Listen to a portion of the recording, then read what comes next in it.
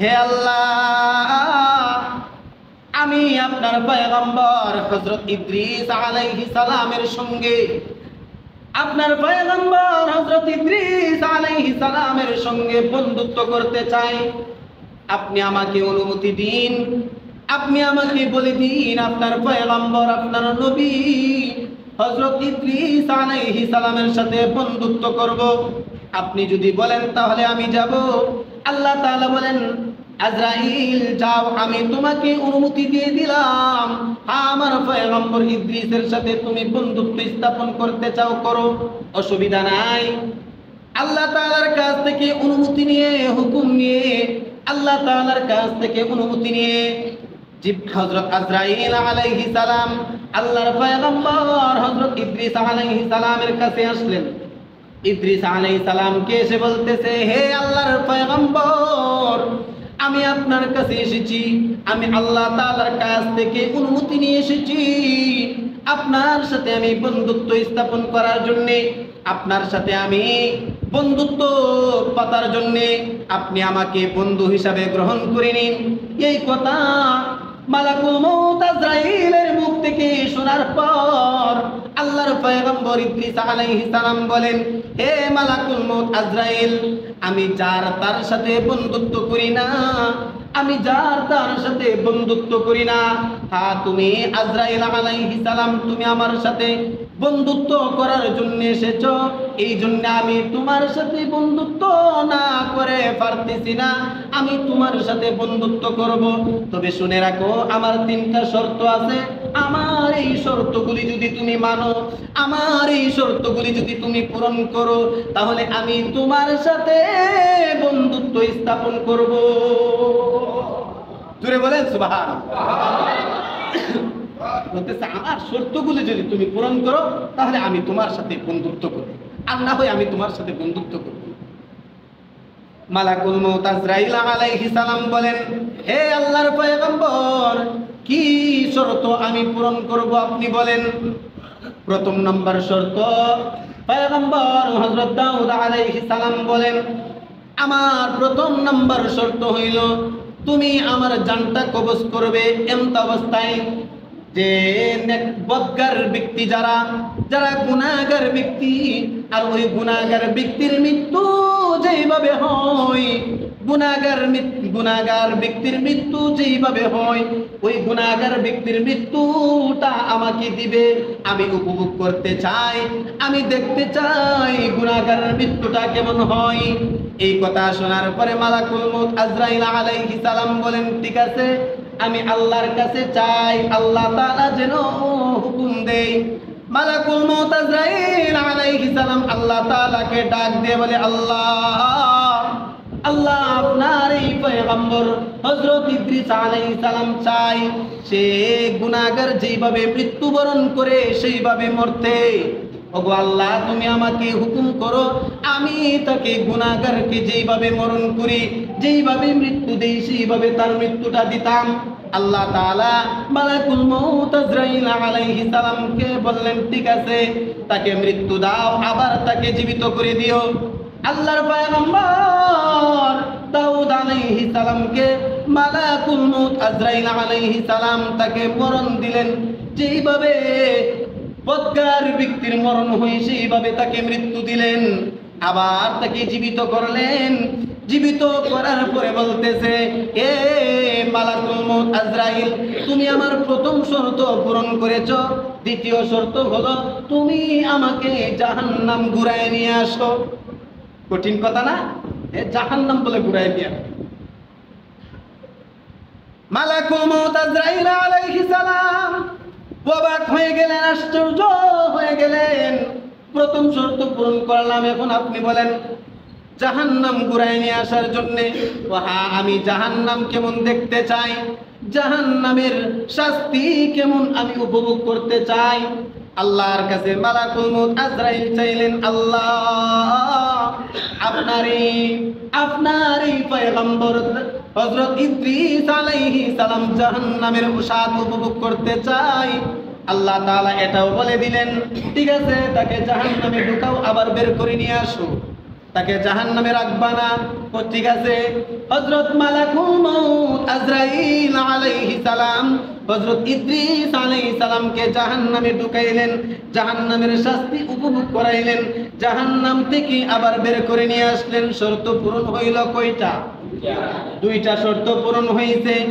এবার মালাকুল মউত আজরাইল বলতেছে, হে আল্লাহর পয়গম্বর ইদ্রিস, এখন তুমি আমার সাথে বন্ধুত্ব করো। ইদ্রিস আলাইহিস সালাম বলেন, না না, আমি তোমার সাথে বন্ধুত্ব এখন করতে পারি না, আমার আরো একটা শর্ত আছে। ওই শর্ত যদি তুমি আমার পূরণ করো তাহলে আমি তোমার সাথে বন্ধুত্ব করব। 3 নাম্বার শর্ত হইল, মালাকুল মউতকে বললেন পয়গম্বর ইদ্রিস আলাইহিস সালাম, হে মালাকুল মউত আজরাইল, তুমি আমাকে নেককার ব্যক্তি যেইভাবে মরণ হয় ওইভাবে আমার মরণটা করো। মরণ করার পরে তুমি আমাকে জান্নাত দান করো, তুমি আমাকে জান্নাতে প্রবেশ করাও। আমি জান্নাতের শান্তি উপভোগ করতে চাই, জান্নাতের নাজ নিয়ামত দেখতে চাই, এরপরে আমি তোমার সাথে বন্ধুত্ব স্থাপন করব। এই কথা শোনার পর মালাকুল মউত আজরাইল আলাইহিস সালাম আবার আল্লাহর কাছে চাইলেন। আল্লাহকে ডাক দিয়ে বলেন, আল্লাহ, আপনার এই মায়ার বান্দা, আপনার এই পয়গম্বর হযরত ইদ্রিস আলাইহিস সালাম আবার মরতে চায়, যেইভাবে নেককার ব্যক্তি মরণ হয় ওই মরণ চাই, এবং জান্নাত উপভোগ করতে চাই, জান্নাতের ভিতর প্রবেশ করতে চাই। আল্লাহ বলেন, হে মালাকুল মউত আজরাইল, আমার এই পয়গম্বরকে তুমি নেককার ব্যক্তির মৃত্যু দান করো এবং তাকে জান্নাতের ভিতর প্রবেশ করাও, আবার তাকে জান্নাতের ভিতর থেকে বের করো। পয়গম্বর দাউদ আলাইহিস সালামের এই শর্ত পূরণ করার জন্য মালাকুল মউত আজরাইল আলাইহিস সালাম তাকে নেককার ব্যক্তির মৃত্যু দান করলেন। নেককার ব্যক্তির মৃত্যু দিয়ে নেককার ব্যক্তিকে যেইভাবে জান কবজ করে, যেইভাবে রূহটা কবজ করে, ওইভাবে তার রূহটাও কবজ করেছে, ওইভাবে তার জানটা কবজ করেছে।